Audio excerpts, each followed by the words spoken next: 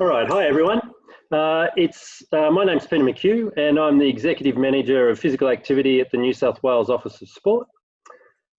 It's my real pleasure today to, on behalf of ASPA, to interview Associate Professor Matt Burke from Griffith University regarding the impact of the COVID-19 pandemic on active transport and physical activity around the world. Matt's an associate professor at Griffith University, as I mentioned. He previously worked as a transport or land use planner at all three tiers of government before becoming an academic. His research is mainly in public and active transport, transport planning, travel behaviour, and the analysis of transport systems. And I've previously worked with Matt, and he's a keen advocate and a very effective one as well for active transport. I would also like to acknowledge that we're meeting on the traditional custodians of the land on which we're meeting, and extend my respects to elders past and present. And Matt, to begin, if you could just give us a bit of a background, a brief background on some of the projects you've been working on and what you've been doing. Yeah, very happy to do that. So I help coordinate a fair bit of the transport research effort at Griffith University, and we have big relationships, funded research relationships with Brisbane City, the largest city council in Australia, about to be announced, and a very large ongoing agreement with the three research universities in Brisbane with Transport Main Road. So myself and most of my research students, my postdoc and others, we work to try and make lives better for Queenslanders, basically. And that includes a lot of work in public transport and active transport. Although the two are kind of the same because most public transport trips include a walk leg or a cycle leg at some point. So we're involved on projects on the Northern Brisbane Bikeway, how we can pay for transport infrastructure, and we've done some work recently on pop-up bike lanes, what's called tactical urbanism. We might talk a bit about this as that's been happening a lot in Europe and elsewhere with the COVID-19 situation. That's a perfect segue, Matt. What other impacts have you seen from COVID-19? Oh, well, it's depended where people are in terms of the lockdown. So, you know, I've been joking that here I've been working from the Hatton Street Institute for Immobility Studies when the lockdown happened, and Australians became immobile in ways that they didn't used to be. And a big part of that was not being able to go to work, their children not being able to go to school. And so suddenly everything became very neighbourhood based, and trips, when they were made, were often recreational or leisure trips or exercise trips around the neighbourhood. And we were very lucky in the Australian lockdowns that we had that freedom. In Italy, people were often in China, in Hubei province, where one of my students was caught up. People were very much locked down. They couldn't leave the apartment. Maybe one person in the household could leave each day with a letter allowing them to go to the shops, and everyone else had to stay inside. So huge problems for physical activity. Here in Australia, we had this explosion of people walking and cycling in their neighbourhood. And it was really great to see. And we saw all sorts of other activities build on around that. Households sticking teddy bears in the front yard or in letterboxes or in the front window, so that children would have something to see and do while they were out. And so there were all sorts of weird and wonderful things happening. But trip rates, we've seen the trip rates from the physical count data going up significantly on suburban cycle routes in Brisbane, particularly along the creeks and the other great bikeways we have in the city. And of course, we saw a drop in public transport use and in car use into the city, some of that as high as 90% at the worst of the shutdown.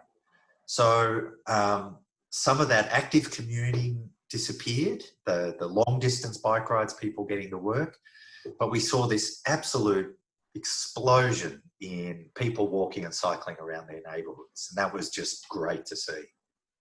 And have you seen any promotion of that at all, Matt? So any ways, some innovative ways, maybe in Queensland or anywhere around the world where local councils, state governments, even and national governments have done something to try to promote that explosion of physical activity?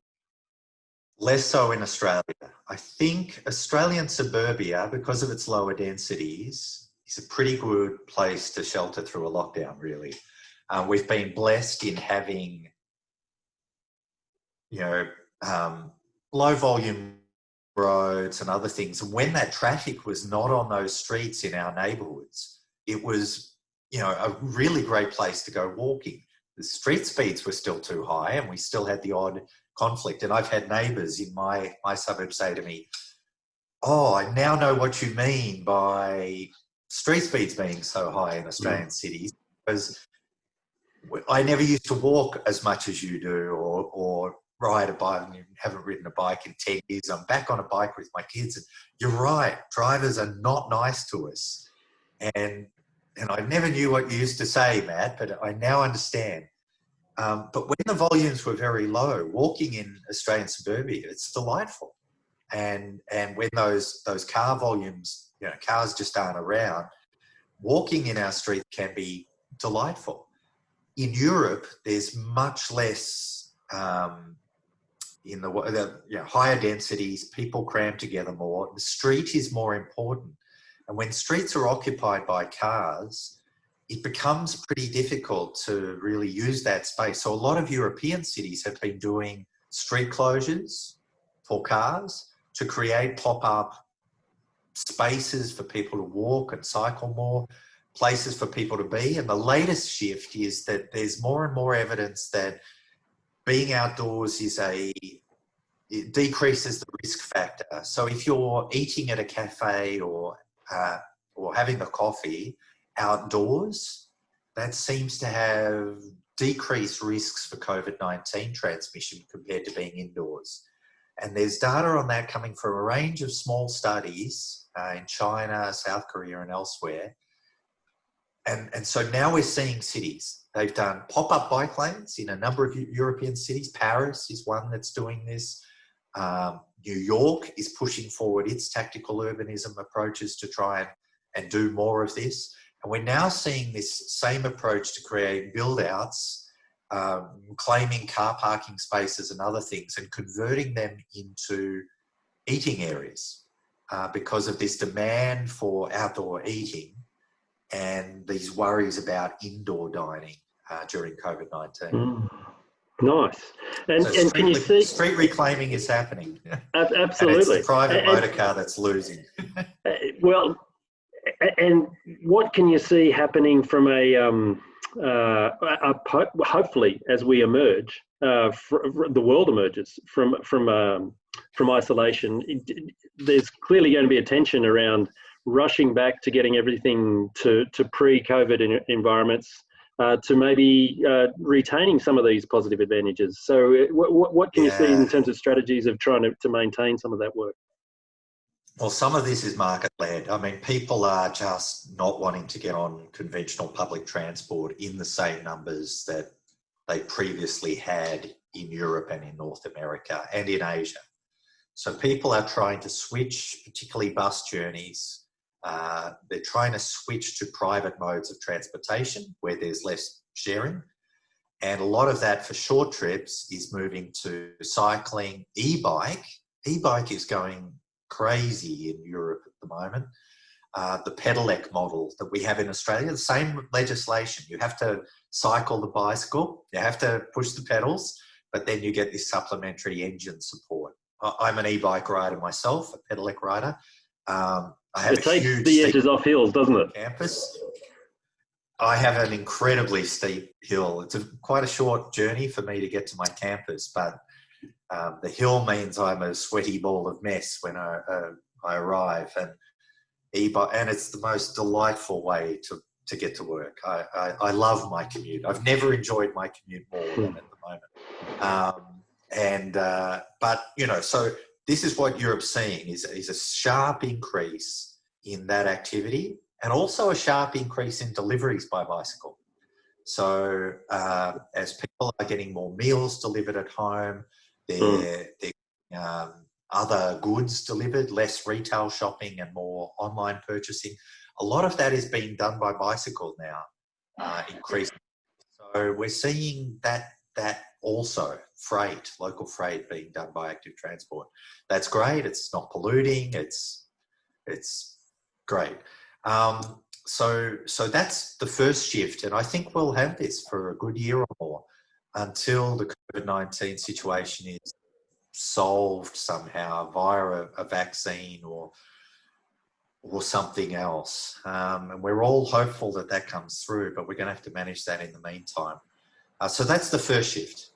The second shift is that a whole heap of people have gone and bought bikes, got bikes back in working order, bought bikes for their kids, and have been doing this activity. And what I've noticed as schools have gone back, as work has started to go back, private businesses going back to the workplace, we're still seeing large rates of walking and cycling in the afternoons and on weekends in suburbia. People seem to be maintaining a behaviour, at least to some degree, that they took up during the COVID-19 lockdowns. And that's great. That's just great to see that there's been that uptake in behaviour. How long we see that behaviour, people might revert back to the old ways. But definitely, certainly a number of people have taken up cycling for the first time as a family activity in particular, and willing to take that on. So I think those two trends are very positive for active transport. And the other is that people working from home, which I think will be a significant portion of things moving forward.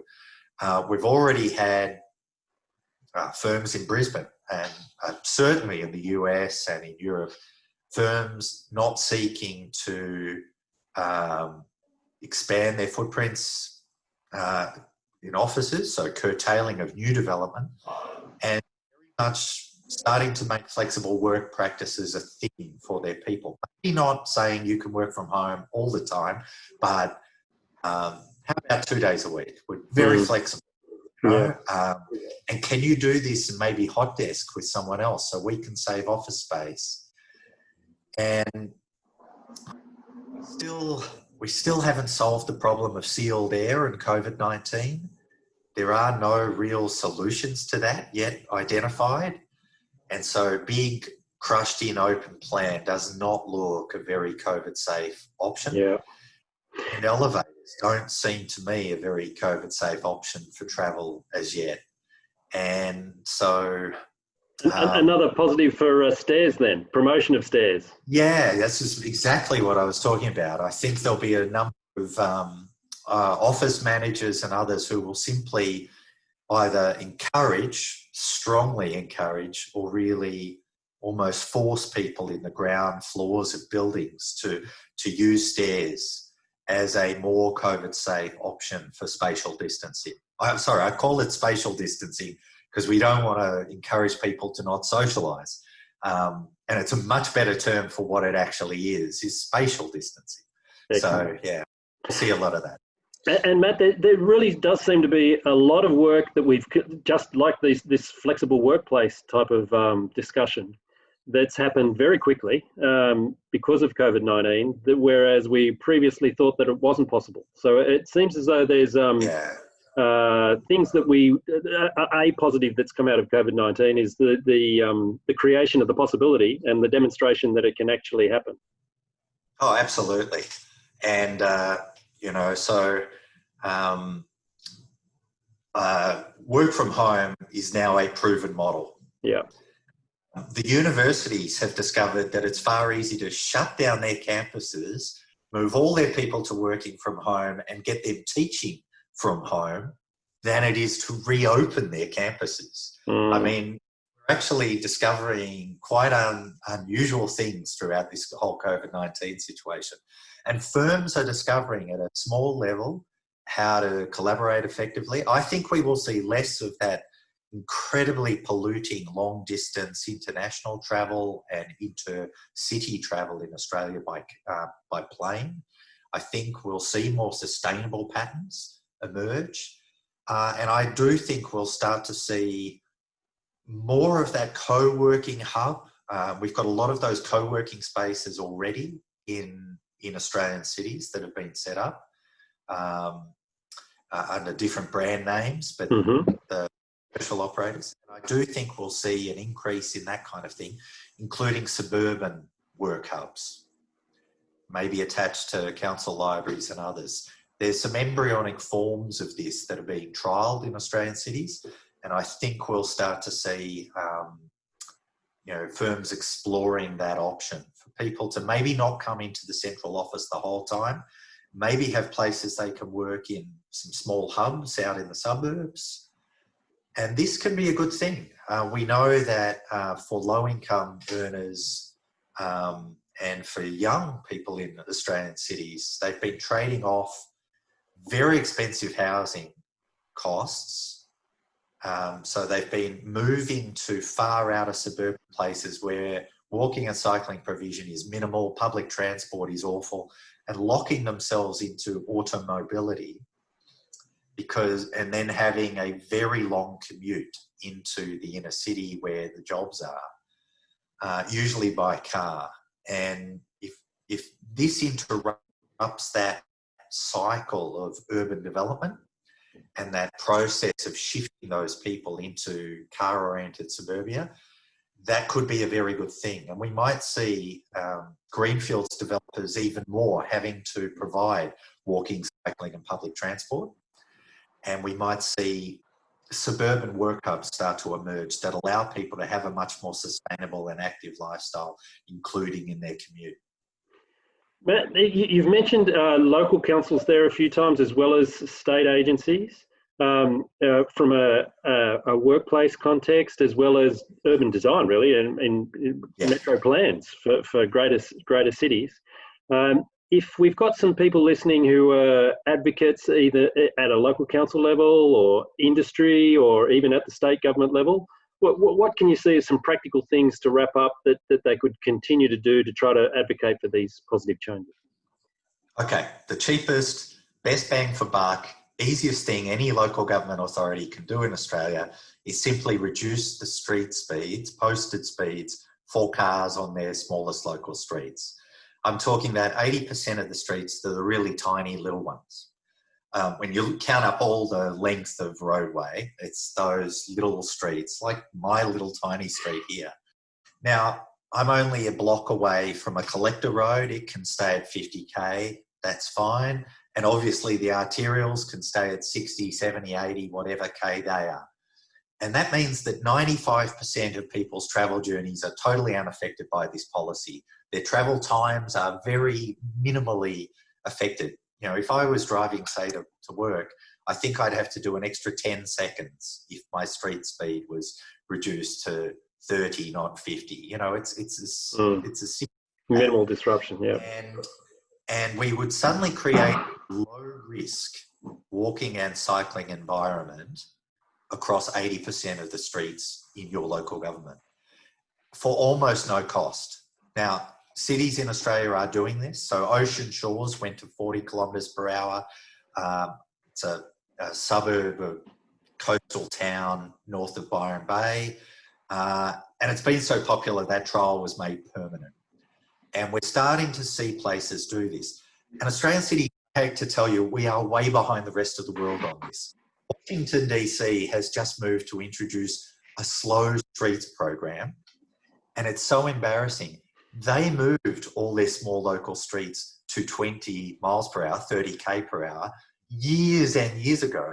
Their slow streets program is actually reducing another set of really important small local streets in the inner city to even lower street speeds than 30k. We think we're giving children this wonderful safety at 40k per hour where, no, you hit a kid at 40k per hour, you're likely to kill them. We are so out of step with the rest of the world that even the capital of motoring in the universe, the USA, Washington, DC, is ahead of us. it's startlingly bad, and that's an obvious. The other things that people can do, you know, middle suburbia in a lot of Australia does not have good provision of footpaths. I live within 3 blocks of 3 primary schools, and there is not a footpath on either side of my little humble street, which is progress by children getting to school. And, you know, that's just not acceptable. Now, there's large parts of Australia, like Ipswich, that just mandated there will be a footpath on one side of every street. And it's the law. And we need to get back to that kind of development. And we need to retrofit the inner city and the middle suburbs to really get that footpath infrastructure in. We can't have suburbs with almost no footpath provision. Brisbane's noticeably bad on this compared to, say, Melbourne. The middle suburbs of Melbourne are a lot better off. And then one thing we never do when we reseal streets in Australia is just do minor redesign. So they've just resealed the streets in my neighbourhood for the first time in, I don't know, 30 years. And no one was invited to have a discussion with the council about what minor things could they do at that time. That's not how they do things in Europe. Every 30 years in Denmark, they will come into a street and they will relay it, but they will talk to the community and say, what little things could we do to this crossing here or that little bit near the shops? How could we make this more pedestrian friendly and make it work for you? And they changed those 1970s curvatures on the streets that allow hoons like the motorbike, who we just heard in the background of this interview, fang it around the corner at my local intersections at 50, 60 k's per hour, forces them into a narrow curvature that when old grannies walking over the street, I don't mean to stereotype or racialise against old grandmothers, but they have a slower gait. They take a lot more time to cross that intersection. And because of that radius, they are in the zone of danger for a very long time. If you reverse this and you actually build out the pedestrian infrastructure into the crossing, the little old grandma has a very short time in the zone of danger, and my local hoon can't go around. And there's amazingly cheap ways to do this, especially when you're relaying the street. You're digging it up and relaying it. There's very cheap ways to do that. And local governments know that. We need to reset the mindset. And so a concept to adopt is the half-life. Think about your streets, your intersections. When are they at their half-life? Do a planning program about, right, how are we going to redesign this when it comes up to that big relay or maintenance refit, so that we have the plans in place to do those minor works when that happens. That's what they do in Europe. We just don't seem to do it here. And so we need a bit of a mindset change in Australian local government engineering and planning. Fantastic summary there, Matt. Just at the individual level, so just one last thing to wrap up.